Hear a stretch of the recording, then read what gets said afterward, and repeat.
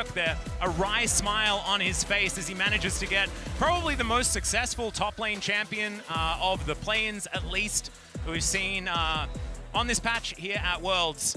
We're going to have opposite sides here, as there might be a dive onto Summit, but Guma and Carry, are they going to be okay with Pyosik moving in? Yeah, Summit trying to deal with this minion wave, but it is just too big. They do manage to get a teleport out. Can they kill him in time? That is going to be the 1-for-1 as now the stun comes in. It's a 2-for-1 and TL trade up. Now Pyosik making his move towards the bottom side. The Q's going to land. Gumayushi's in so much trouble, and Core JJ. Yeah, Zeus does turn back up again.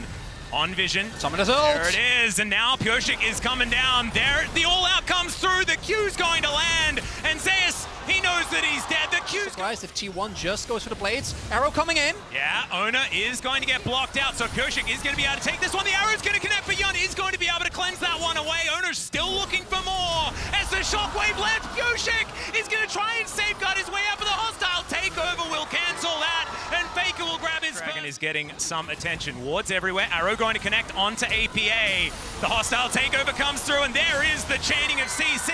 I don't know what you're supposed to do.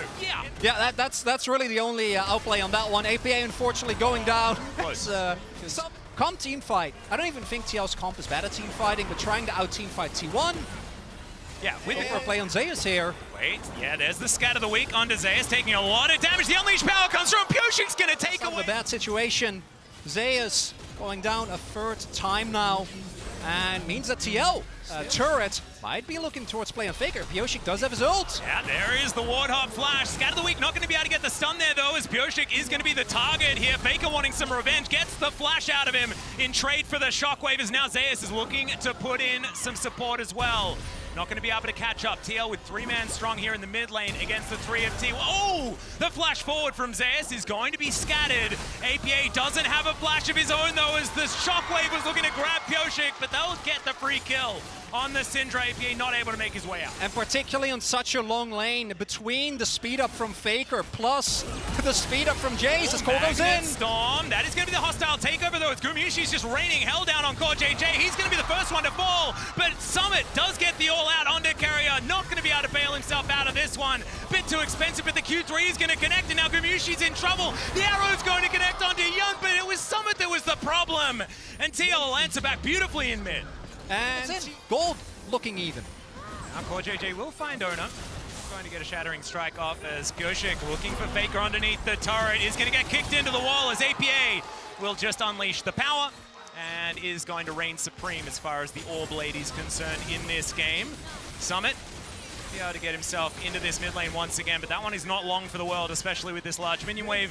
Summit's just going to have to watch it fall down. Ona just provide some support as well. And the map, something that TL hasn't necessarily paid as much attention to, as the handshake does come through. That's going to be a miss on the Glacial Prison though. And so Summit's going to survive, but the inner turret is not.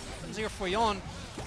See if he can get, but there's no Faker, right? No TP available. Yeah, that's going to be Pyosik locking that one down. It is going to be a Cloud Soul. Summit just going to go back towards this bottom side of the map and try and clear up these minion waves. Core JJ finds Faker once again. Shattering Strike going to come through, but he's going to be pulled back by the Shockwave. The Dissonance comes in. There's the Magnet Storm as Faker is pulled forward. Can he find the Clockwork Wind-Up? He doesn't need it. Just mentioned, does not have his flash available. The Dissonance doing a fair bit of work there because of the damage build. As Scat of the Week is not going to quite find the man in the mid lane.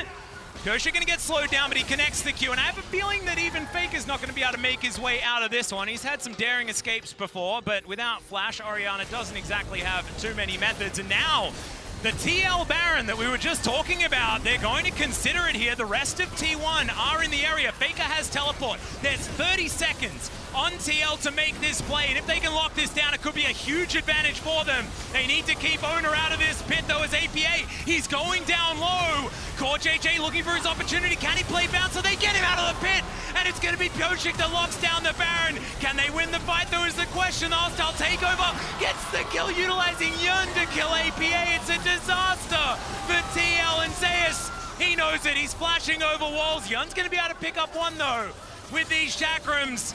I have a feeling that that might be all he's going to be able to get, but let's see what he can do here. Uses the last of his mana on the moonshot. And yeah, he's in an alcove, and I don't know whether he's getting out unless it's via the death. To then set up the Baron. The downside is there is still 4 people for T1.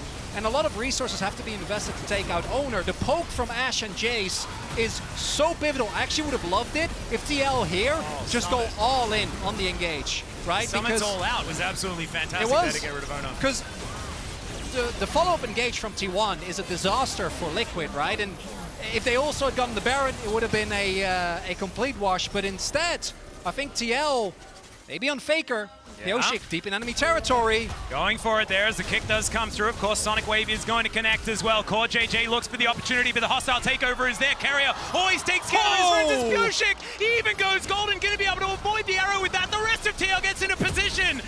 This is 2022 Worlds Pioshik. Like, this is incredible. He's doing it! He's doing it again, Chronicle. No, it's just to win. And right now, TL is looking to peel. They're hoping to get the teleport and then peel. They do not want to flip this. Carrier is just going to get caught out of position. Core JJ is there, and that is going to be the pickoff to start this one. Even the Rift Skull is going to stay with the kick on the Faker from Pioshik.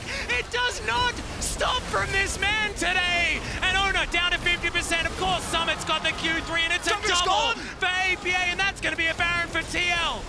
Pioshik is legitimately the defending world champion, getting 2 kills for TL. No jungler for T1. That's the second Baron of the game. 2 for 2 for Liquid. I'm giving it at least 50-50 now, boys. 100%. That is going to be the secure of the group stage, because it will actually catapult them in to being 1 best of 1 away from a qualification match. It's actually much more important. And that's going to remain true. They can make it happen. Will be incredible. Right now, though, Baron power play actually working out okay.